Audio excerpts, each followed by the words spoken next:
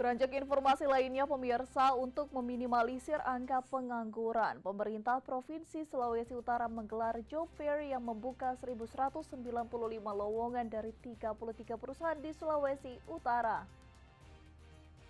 Untuk menurunkan angka pengangguran di Sulawesi Utara, pemerintah provinsi menggelar job fair di salah satu pusat perbelanjaan di Kota Manado.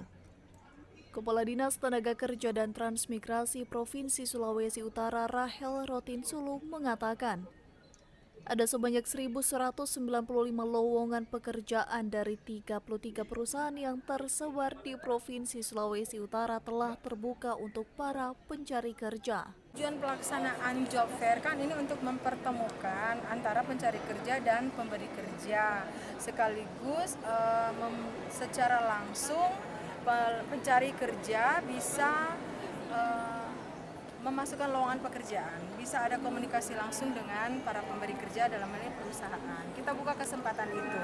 Dan yang ikut saat ini adalah 33 perusahaan dengan 1.195 lowongan pekerjaan. Dan dari yang mendaftar ini sudah ada juga 2 saudara kita dari diskaun disabilitas yang karena memang pada saat rapat kami memberikan masukan kepada para pemberi kerja kalau boleh kaum kita juga dengan spesifikasi tertentu bisa diterima tapi tetap memperhatikan kualitas mereka. Seperti itu. Jadi dengan harapan 1.195 itu bisa terisi semua. Ia pun berharap dengan adanya kegiatan job fair yang digelar selama 1 hari tersebut dapat memberikan efek positif kepada warga Sulawesi Utara yang masih belum memiliki pekerjaan.